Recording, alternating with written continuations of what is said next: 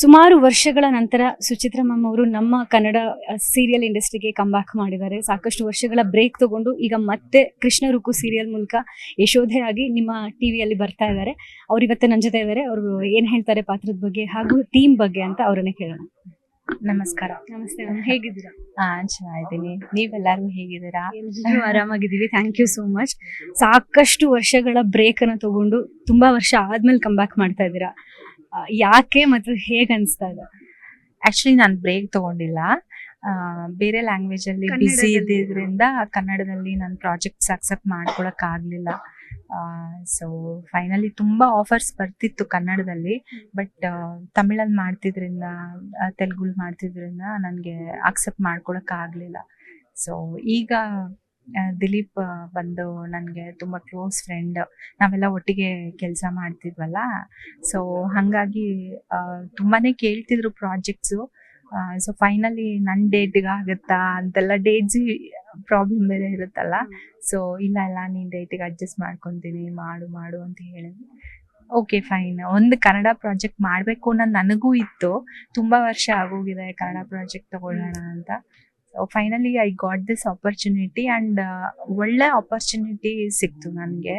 So I didn't wanted to miss this. ಅದಕ್ಕೆ ಈಗ Kannada serial ಜೊತೆಗೆ ತಮಿಳು ತೆಲುಗಲ್ಲೂ ಬ್ಯುಸಿ ಇದ್ದೀರಾ ಈಗ ನೀವು ಈ ಸೀರಿಯಲ್ ಮಾಡ್ತಾನೆ? ತೆಲುಗು ಮಾಡ್ತಿಲ್ಲ ಈಗ ಸದ್ಯಕ್ಕೆ. ಆಲ್ಮೋಸ್ಟ್ 8 years ಆಯಿತು ತೆಲುಗು ಮಾಡಿ. ಬಿಕಾಸ್ ತಮಿಳಲ್ಲೇ ಜಾಸ್ತಿ ನಾನು ಬ್ಯುಸಿ ಇರೋದ್ರಿಂದ ಯಾವ ಲ್ಯಾಂಗ್ವೇಜು ತೊಗೊಳೋದಕ್ಕಾಗ್ತಿಲ್ಲ ನಾನು. ಸೊ ಹಾಗಾಗಿ ತಮಿಳ್ ಮಾಡ್ತಾ ಇದ್ದೀನಿ ನಾನು. ನಾವು ಕನ್ನಡದವ್ರಿಗಂತೂ ಸುಚಿತ್ರಾ ಮ್ಯಾಮ್ ಒಂದು ದೊಡ್ಡ ಬ್ರೇಕ್ ತಗೊಂಡೆ ಬಂದಂಗೆ ಇದೆ ಇದು. ಯಾಕಂದ್ರೆ ಸುಮಾರು ವರ್ಷ ಆಗಿರೋದ್ರಿಂದ ಎಲ್ಲರೂ ತುಂಬಾ ಮಿಸ್ ಮಾಡ್ಕೊಂಡಿದ್ದಾರೆ ನಿಮ್ಮನ್ನ. ನಿಮ್ಮ ತುಂಬಾ ಪಾಪ್ಯುಲರ್ ಸೀರಿಯಲ್ ಮಾಂಗಲ್ಯ ಸುಚಿತ್ರಾ ಅಂತಾನೆ ನೀವು ಈಗಲೂ ಕನ್ನಡಿಗರ ಮನಸ್ಸಲ್ಲಿ ಉಳ್ಕೊಂಡಿದ್ದೀರಾ. ಸೊ ಇಷ್ಟು ವರ್ಷದಿಂದ ಹಿಂಗೆ ಇದ್ದೀರಾ, ಸ್ವಲ್ಪನೂ ಚೇಂಜ್ ಆಗಿಲ್ಲ, ಅದೇ ಬ್ಯೂಟಿ ಅದೇ ಯಂಗ್ನೆಸ್ ಇನ್ನೂ ಇದೆ. ಹೆಂಗ್ ಮೇಂಟೈನ್ ಮಾಡ್ತೀರಾ ಮ್ಯಾಮ್? ನಾನು ಏನು ಮೇಂಟೈನ್ ಮಾಡಲ್ಲ. ದಿನ ಬೆಳಗ್ಗೆ ಆದ್ರೆ ಶೂಟಿಂಗ್ ಹೋಗ್ತೀನಿ, ಡೈರೆಕ್ಟರ್ ಏನ್ ಹೇಳ್ತಾರೆ ಅದನ್ನ ಕೆಲಸ ಮಾಡ್ತೀನಿ, ವಾಪಸ್ ಮತ್ತೆ ಮನೆಗೆ ಬರ್ತೀನಿ, ಅಷ್ಟೇನೆ. ಬೇರೆ ಏನು ಮಾಡೋದಿಲ್ಲ. ಹಂಗೆ ಯಾರು ಹೇಳಕ್ಕೆ ಆಗಲ್ಲ, ಯಾಕಂದ್ರೆ ನಾವ್ ಅಲ್ಲಿ ಕೂತ್ಕೊಂಡಾಗ್ಲೂ ಅದೇ ಮಾತಾಡ್ತಾ ಇದ್ವಿ, ಅಷ್ಟು ವರ್ಷದಿಂದ ಇನ್ನೂ ಹಂಗೆ ಇದ್ದಾರೆ ಅಂತ. ಈಗ ಅಷ್ಟು ವರ್ಷ ಆದ್ಮೇಲೆ ಕನ್ನಡದಲ್ಲಿ ಮಾಡ್ತಿರೋದು ಹೇಗೆ ಅನಿಸ್ತಾ ಇದೆ ನಿಮ್ಗೆ? ಈಗ ಆಗ್ಲೇ ಹೇಳ್ತಾ ಇದ್ರಿ ದಿಲೀಪ್ ಸರ್ ಗೊತ್ತಿರೋ ಫ್ರೆಂಡ್ಸ್, ಸೊ ಮಾಡ್ತಾ ಇದ್ದೀನಿ ಅಂತ. ಸುಮಾರು ವರ್ಷ ಆದ್ಮೇಲೆ ಕನ್ನಡ ಸೀರಿಯಲ್ ಮಾಡ್ತಿದ್ದೀರಾ ಈಗ. ಸೊ ನಿಮ್ಗೆ ನೀವು ಆ ಟೈಮ್ನಲ್ಲಿ ನೋಡಿದ ಕನ್ನಡ ಸೀರಿಯಲ್ ಇಂಡಸ್ಟ್ರಿಗೂ ಇತ್ತೀಚೆಗೆ ಅಪ್ಡೇಟ್ ಆಗಿರೋ ಕನ್ನಡ ಸೀರಿಯಲ್ ಇಂಡಸ್ಟ್ರಿಗೂ ಏನ್ ಡಿಫ್ರೆನ್ಸ್ ಅಂತ ಅನ್ಸುತ್ತೆ? ಡಿಫ್ರೆನ್ಸ್ ಏನಿದೆ? ಏನು ಡಿಫ್ರೆನ್ಸ್ ಇಲ್ಲ. ಹಾಗಂದ್ರೆ ಡೈರೆಕ್ಟರ್ಸು ಮತ್ತೆ ಪ್ರೊಡ್ಯೂಸರ್ಸು ಒಂದು ಇದಿರ್ತಾ ಇತ್ತು.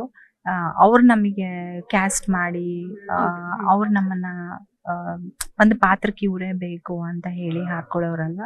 ಸೊ ಈಗ ಇವರೇ ಬೇಕು ಅಂತ ಹೇಳಿದಾಗ ಚಾನಲ್ ಏನೋ ಸೆಲೆಕ್ಷನ್ ಪ್ರೋಸೆಸ್ ಡಿಫ್ರೆನ್ಸ್ ಅಷ್ಟೇ ಬಿಟ್ರೆ ಬೇರೆ ಆಕ್ಟಿಂಗ್ ಅದೆಲ್ಲ ನಾರ್ಮಲ್ ಅಲ್ವಾ. ಅವಾಗ ಏನಿರುತ್ತೆ ಇವಾಗೂ ಅದೇ ಇರತ್ತೆ. ಅಂದ್ರೆ ನಾನ್ ಕೇಳಿದ್ದು ಆಗೆಲ್ಲ ತುಂಬಾ ಪಾಪ್ಯುಲರ್ ಸೀರಿಯಲ್ ಅಂದ್ರೆ ನೀವು ಮಾಡ್ತಾ ಇದ್ದಿದ್ ಸೀರಿಯಲ್ ಕಡೆ ನಾವೆಲ್ಲ ಚಿಕ್ಕ ವಯಸ್ಸಿಂದ ಅದನ್ನ ನೋಡ್ತಾ ಬಂದಿದೀವಿ.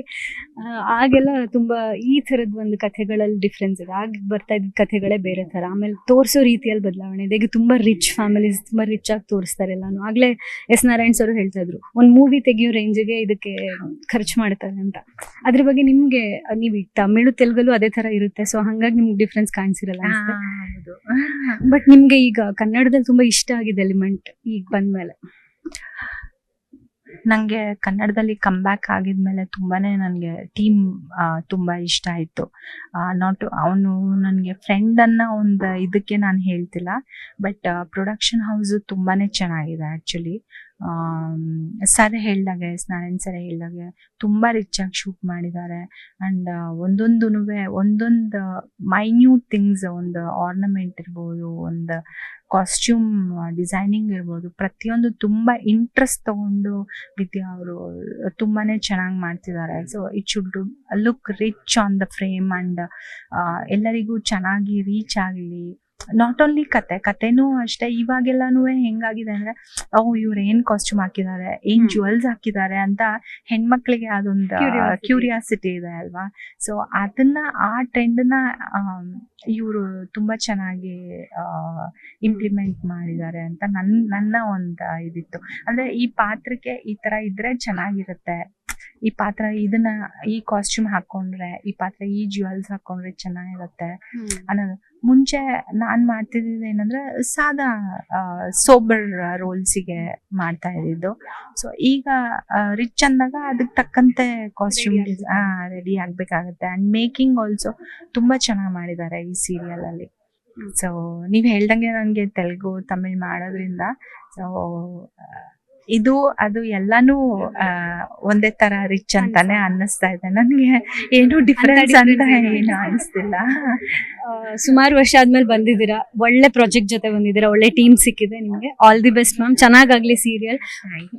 ಒಳ್ಳೆ. ಅಂಡ್ ಒನ್ ಮೋರ್ ಥಿಂಗ್ ಏನಂದ್ರೆ ಈ ಕೃಷ್ಣ ರುಕ್ಕು ಧಾರಾವಾಹಿ ಏನಿದೆ ಅಲ್ವಾ, ಅದು ನಿಮ್ಮೆಲ್ಲರ ಒಂದು ಸಪೋರ್ಟ್ ಇಂದ ಸಕ್ಸಸ್ ಆಗ್ಬೇಕು. ನಿಮ್ಮ ಆಶೀರ್ವಾದ ಪಬ್ಲಿಕ್ ಅಂದ್ರೆ ನಮ್ಮ ಪ್ರೇಕ್ಷಕರೇನಿದ್ದಾರೆ ಅವ್ರ ಆಶೀರ್ವಾದ ಇಲ್ಲದೆ ನಾವೇನು ರೀಚ್ ಮಾಡೋದಕ್ಕಾಗಲ್ಲ, ಒಂದು ಪ್ರಾಜೆಕ್ಟ್ ಸಕ್ಸಸ್ಸು ಆಗೋದಿಲ್ಲ. ಸೊ ನಿಮ್ಮ ಒಂದು ಆಶೀರ್ವಾದ, ಮೀಡಿಯಾ ಅವ್ರ ಆಶೀರ್ವಾದ ಯಾವಾಗ್ಲೂ ಕೃಷ್ಣ ರುಕ್ಕು ಮೇಲಿರ್ಲಿ ಅಂತ ರಿಕ್ವೆಸ್ಟ್ ಮಾಡ್ಕೊಂಡು. ಖಂಡಿತ ಇರುತ್ತೆ. Thank you so much. Thank you. All the best. ನಿರ್ಭೀತ, ನಿಷ್ಪಕ್ಷಪಾತ, ವಿಶ್ವಾಸಾರ್ಹ ಸುದ್ದಿಗಳಿಗೆ ಮತ್ತೊಂದು ಹೆಸರಾಗಿರುವ ನ್ಯೂಸ್ 18 ಕನ್ನಡ ಈಗ ಆಪ್ನಲ್ಲೂ ಲಭ್ಯವಿದೆ. ದಯವಿಟ್ಟು ಇಲ್ಲಿರುವ QR ಕೋಡ್ ಸ್ಕ್ಯಾನ್ ಮಾಡಿಕೊಂಡು ಆಪ್ ಡೌನ್ಲೋಡ್ ಮಾಡೋದಕ್ಕೆ ಮರಿಬೇಡಿ. ನಿಮ್ಮ ಬೆಂಬಲ ಹೀಗೆ ಸದಾ ನಮ್ಮೊಂದಿಗಿರ್ಲಿ. ಧನ್ಯವಾದ.